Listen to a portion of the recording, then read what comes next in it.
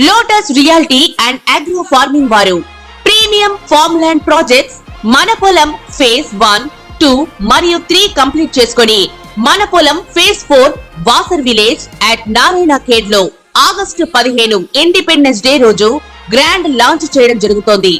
Launching మరియు independence day సందర్భంగా 5 guntas land out rate లో బుక్ చేసుకున్న వారికి 1,50,000 రూపాయల డిస్కౌంట్ తో పాటు 2 గ్రాముల గోల్డ్ ఫ్రీగా ఇస్తున్నారు. పూర్తి వివరాలకు సంప్రదించండి. శ్రీమాత్రే నమః. సద్గురు జ్యోతిషాలయం వారి యొక్క అక్టోబర్ నెల పూర్తి రాశి ఫలితాలని ద్వాదశ రాశులకి మనం ఇప్పుడు తెలుసుకోబోతున్నాం. ఈ జ్యోతిషాస్త్రం అనేది పడుతున్న వర్షానికి ఒక గొడుగు మాత్రమే కానీ జ్యోతిష్యం జీవితం కాదు. బాగా గుర్తుపెట్టుకోండి.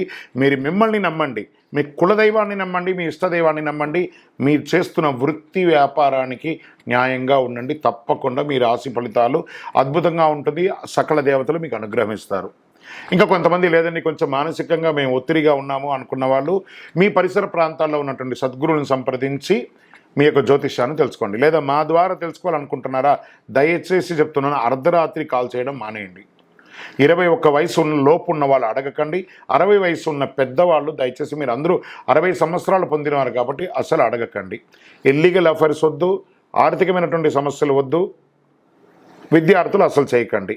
ఎవరు తెలుసుకోవాలి, నాకు వివాహం కావాలి, నాకు వ్యాపారం బాగుందా, ఉద్యోగం బాగుందా, నా కుటుంబం బాగుందా, ఇలాంటి ప్రశ్నలు అడగండి. ఈ నెల అక్టోబర్ నెలలో ఎలా ఉందో ఒక్కొక్కటిగా మనం చూసుకుంటూ వెళ్తాం.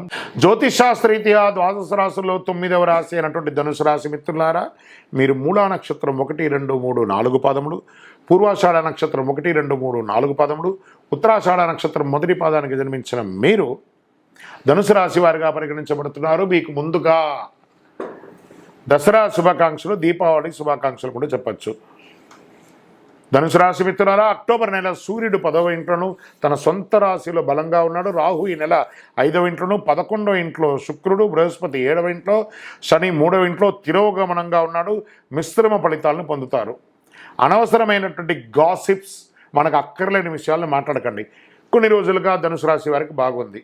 ఆ బాగుందనగానే కొంచెం అహం వచ్చిందో లేదా కొంచెం నెగ్లిజెన్స్ వచ్చిందో తెలియదు, కానీ గాసిప్స్ అని మాట్లాడకండి. మనకంటే పెద్దవాళ్ళైనా చిన్నవాళ్ళైనా వ్యంగ్యంగా మాట్లాడకండి. మీ కార్యంలో సాధన చూసుకోండి. అధిక సంభాషణ చేయకండి, దూరంగా ఉండండి. పోటీదారుల సమస్యలు ఎక్కువ ఉంటుంది, జాగ్రత్త. ఆదాయం బాగా పెరిగినా అనవసర ఖర్చులతో ఇబ్బంది పడతారు. చేతిలో డబ్బులు నిలవని పరిస్థితి ఉంటుంది. రుణ సమస్యల నుంచి బయటపడతారు. వృత్తి వ్యవహారంలో ఇప్పుడు తీసుకున్న నిర్ణయాలు తప్పకుండా ఫలవంతంగా ఉంటుంది. చిన్ననాటి మిత్రులతో విందులో పాల్గొంటారు. ఆస్తి వివాదాల్లో చిక్కులు ఎదురయ్యే అవకాశాలు ఉన్నాయి, జాగ్రత్త. నిరుద్యోగులకి సొంత ఊరిలోనే, సొంత రాష్ట్రంలోనే ఉద్యోగాలు దొరికే అవకాశాలు ఉంటాయి. ఆర్థిక ప్రయత్నం కొంత కలిసి వస్తుంది. విదేశాల నుంచి ఆశించిన సమాచారం అందుకుంటారు. విదేశాల్లో మీరు బిజినెస్ పెట్టడానికి ఇది ఒక అవకాశం ఉంటుందని చెప్పచ్చు. ఆర్థిక పరిస్థితిని చూస్తే మిశ్రమంగా ఉండింది. మీ ఆదాయం మరియు ఖర్చులు సమంగా ఉంది. వ్యాపారం డెబిట్ మరియు క్రెడిట్ సజావుగా జరుగుతుంది. మీరు పోటీదారుల నుంచి విజయం సాధించే అవకాశాలు 10వ తారీఖు 15వ తారీఖు మధ్యలో ఉంది. వ్యాపారం కలిసిమెలిసి ఉండడం, పార్ట్నర్షిప్ కొంచెం జాగ్రత్తగా ఉండాలి. శత్రువులు తల వంచుకుంటారు మిమ్మల్ని చూసి, బాగా గుర్తుపెట్టుకోండి, అంత అద్భుతం. ఉద్యోగులకి కార్యాలయంలో పని భారం పెరుగుతుంది. సహ ఉద్యోగులు తగినంత సహకారం ఇవ్వకపోవచ్చు, అది పర్లేదు, దాన్ని మీరు అధిగమిస్తారు. వస్త్రాలు, ఆభరణాలు కొనే అవకాశాలు ఉన్నాయి. కొత్త వాహనం కూడా కొనే అవకాశాలు ఉన్నాయి. ఆరోగ్యం పట్ల కాస్త జాగ్రత్త. నెలాఖరున కాస్త మీకున్న చెడ్డ పేరు తొలగే అవకాశాలు ఉన్నాయి, కానీ మీ యొక్క అలవాట్లు, వ్యక్తిగత అలవాట్లను మార్చుకోండి. పిల్లలు ఇబ్బందికర పరిస్థితులు పడే అవకాశాలు ఉన్నాయి. మాస ద్వితీయంలో జాగ్రత్త. బంధుమిత్రుల నుండి లాభం ఉన్నప్పటికీ కొన్ని సమస్యలు కూడా ఉంటుంది. సోదర సోదరీమణుల ద్వారా స్ట్రెస్ వస్తూ ఉంటుంది. పాత వాహనం అమ్మేయడం జరగడమో లేదా దాన్ని రిపేర్ చేసుకోవడమో జరుగుతుంది. విద్యార్థులకి సవాలుగా ఉంటుందని కూడా చెప్పచ్చు. మీ ఆరోగ్యం పట్ల శ్రద్ధ వహించడం చాలా ముఖ్యం. కొవ్వు పదార్థాలు అధికంగా తీసుకోవడం నివారించండి.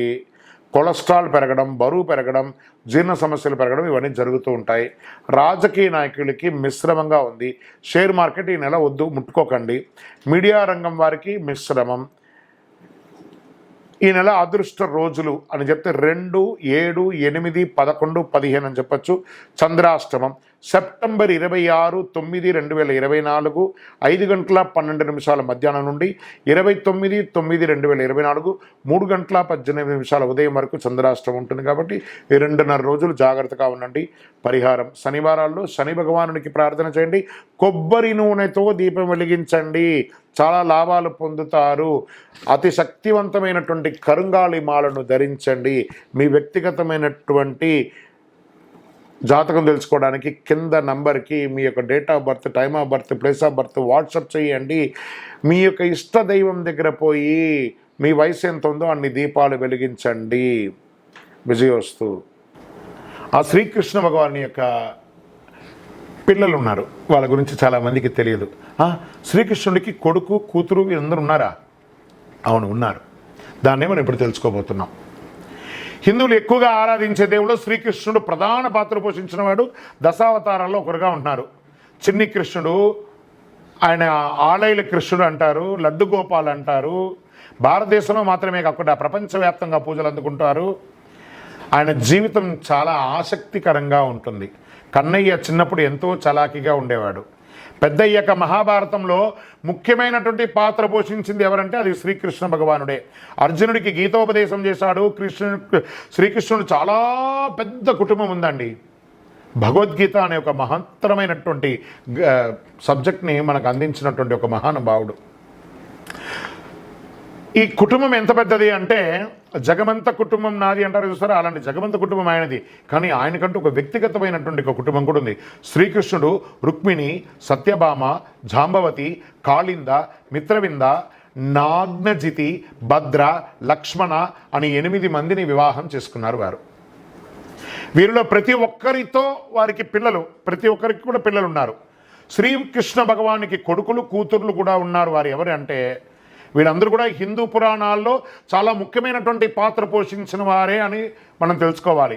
ముందు వారి కుమారులు ఎవరెవరని తెలుసుకుందాం. ప్రద్యుమ్నుడు. ఈ ప్రద్యుమ్నుడు శ్రీకృష్ణుడు రుక్మిణీదేవికి కలిగిన సంతానం. అతడు చాలా ధైర్యవంతుడు, తెలివైనవాడు. ప్రద్యుమ్నుడు రాక్షసుడు సంబాసురుని అపహరించాడు, కానీ శ్రీకృష్ణుడు అతన్ని కాపాడుతాడు. ఆ తర్వాత ప్రద్యుమ్నుడు సంబాసురుని సంహరిస్తాడు. ప్రద్యుమ్నుడు కామదేవుని యొక్క అవతారం అని కూడా చెబుతారు. అతడు విల్లు చాలా బాగా వాడతారు, యుద్ధ విద్యలో కూడా ప్రావీణ్యం సాధిస్తారు. ప్రద్యుమ్నుడు పాండవుల కొడుకులకు అభిమన్యుడికి యుద్ధం చేయడం ఎలాగో నేర్పించిన వాడు. ఎడిటర్స్ ఇక్కడ గుర్తుపెట్టుకోండి. ఒక్కొక్క సబ్జెక్టుగా షార్ట్గా వేసుకోవచ్చు, లేదా కంటిన్యూగా కూడా పెట్టుకోవచ్చు ఈ యొక్క సబ్జెక్ట్ని.